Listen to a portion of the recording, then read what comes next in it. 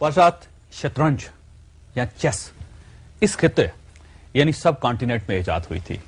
ये गेम गुप्ता खानदान की हुकूमत के दौरान सीजा नाम के एक शख्स ने इजाद की थी और इसकी इजाद के साथ एक इंतहाई दिलचस्प दास्तान मुंसलिक है। सीजा शतरंज का खेल लेकर बादशाह के पास हाजिर हुआ तो बादशाह ने खुशी के आलम में सीजा से कहा, मांगो, क्या मांगते हो? सीजा ने एक लम्हे के लिए सोचा और अर्ज किया, हजूर, चावल के चंद दाने। बादशाह ने पूछा, क्या मतलब? सीजा बोला, आप शतरंज के 64 खाने चावलों से भर दें, लेकिन मेरे फार्मूले के मुताबिक। बादशाह ने पूछा, यह फार्मूला क्या है? सीजा बोला, आप पहले दिन पहले खाने में चावल का एक दाना रखकर मुझे दे दीजिए। दूसरे दिन दूसरे खाने में पहले के मुकाबले में दुगने चावल यानी चावल के 2 दाने रख दीजिए। तीसरे दिन तीसरे खाने में दूसरे खाने के मुकाबले में डबल यानी 4 दाने रखते हैं और आप इसी तरह चावलों की तादाद को डबल करते चले जाएं यहां तक कि 64 खाने पूरे हो जाएं।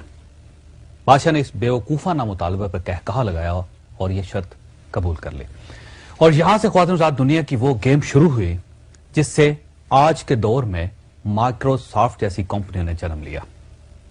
यह बज़ाहिर एक आसान सा काम दिखाई देता है, लेकिन यह दुनिया का मुश्किल तरीन मुअम्मा था और आज 3500 साल गुजरने के बाद भी शतरंज के 64 खानों को चावलों से भरना मुमकिन नहीं। बादशाह ने पहले दिन शतरंज के पहले खाने में चावल का एक दाना रखा और उसे उठाकर सीजा को दे दिया। सीजा चला गया। दूसरे दिन दूसरे खाने में चावल के 2 दाने रख दिए गए। तीसरे दिन तीसरे खाने में चावलों की तादाद 4 हो गई। चौथे रोज 8 चावल हो गए। 5वें दिन इनकी तादाद 16 हो गई। छठे दिन ये 32 हो गए। 7वें दिन ये 64 हो गए। 8वें दिन यानी शतरंज की पहली रो के आखिरी खाने में 128 चावल हो गए। 9वें दिन इनकी तादाद 256 हो गई। 10वें दिन ये 512 हो गए। 11वें दिन इनकी तादाद 1024 हो गई। 12वें दिन ये 2048 हो गए। 13वें दिन इनकी तादाद 4096 हो गई और 14वें दिन ये 8192 हो गए। 15वें दिन ये 16384 हो गए और 16वें दिन ये 32768 हो गए और यहां पहुंचकर शतरंज की 2 कतारें मुकम्मल हो गईं और बादशाह को थोड़ा थोड़ा सा अंदाजा होने लगा कि वो मुश्किल में फंस चुका है, क्योंकि वो खुद और उसके सारे वजीर मशीर सारा दिन बैठकर चावल गिनते रहते थे। शतरंज की तीसरी कितार के आखिरी खाने तक पहुंचकर चावलों की तादाद 80 लाख तक पहुंच गई और बादशाह को चावलों को मैदान तक लाने और सीजा को ये चावल उठाने के लिए दर्जनों लोगों की जरूरत पड़ गई। किस्सा मुख्तसर, जब शतरंज की चौथी रो यानी 33वां खाना शुरू हुआ तो पूरे मुल्क से चावल खत्म हो गए। बादशाह हैरान रह गया। उसे उसी वक्त रियाजीदान बुलवाए और उनसे पूछा कि शतरंज के 64 खानों के लिए कितने चावल दरकार होंगे और इसके लिए कितने दिन चाहिए। बादशाह के रियाजीदान कई दिनों तक बैठे रहे, लेकिन वो वक्त और चावलों की तादाद का अंदाजा नहीं लगा सके। यह अंदाजा नाज़रीन 3500 साल बाद बिल गेट्स ने लगाया था।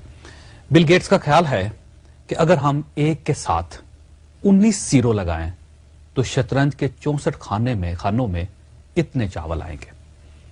बिल गेट्स का कहना है कि अगर हम एक बोरी में 1 अरब चावल भरें तो हमें चावल पूरे करने के लिए 18 अरब बोरियां दरकार होंगी और इन चावलों को गिनने, शतरंज पर रखने और उठाने के लिए 1.5 अरब साल चाहिए। आप भी ये कैलकुलेशन करके देख लें, आप भी हैरान रह जाएंगे। लेकिन ये याद रखिए कि ये हिसाब आम कैलकुलेटर के जरिए नहीं लगाया जा सकेगा। ये सिर्फ कंप्यूटर के जरिए ही कैलकुलेट किया जा सकता है। इस इशू को नाज़रीन मैनेजमेंट की जुबान में चेस बोर्ड राइस या second half of the chess board कहा जाता है। अब सवाल यह है कि शतरंज इजाद करने वाले और बादशाह को इस खौफनाक मसले में फंसाने वाले सीजा का क्या बना? यह भी एक दिलचस्प कहानी है, लेकिन यह मैं आपको प्रोग्राम के आखिरी हिस्से में सुनाऊंगा। पश्चात वो दास्तान जो प्रोग्राम के शुरू में अधूरी रह गई थी। बादशाह ने शतरंज के मौजूद सीजा को शतरंज की चौथी रो पर पहुंचकर गिरफ्तार करवा दिया था, क्योंकि बादशाह को शतरंज के हाफ में पहुंचकर चावल पूरे करने के लिए 5.5 दिन लग गए थे। वो अगले खानों की तरफ बढ़ा तो मुल्क से चावल खत्म हो गए, जिससे बादशाह को शदीद ब्लड प्रेशर हुआ और उसने शतरंज बनाने वाले का सर कलम करने का हुक्म दे दिया और यूं शतरंज का मौजद मारा गया। लेकिन शतरंज की सरदर्दी آج تک قائم ہے۔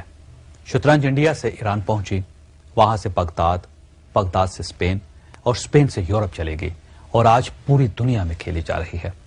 یہ بھی کہا جاتا ہے کہ سیاست شطرنج جیسی گیم ہے جس میں پیادے سے لے کر بادشاہ تک سارے کردار موجود ہوتے ہیں، بس ایک کردار نہیں ہوتا اور وہ کردار ہے جج۔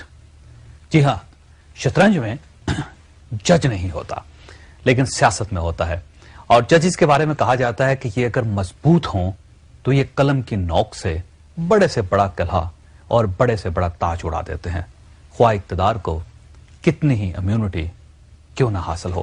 اللہ تعالیٰ آپ اور آپ کے اہل خانہ کو انصاف کرنے اور انصاف مانگنے کی توفیق دے۔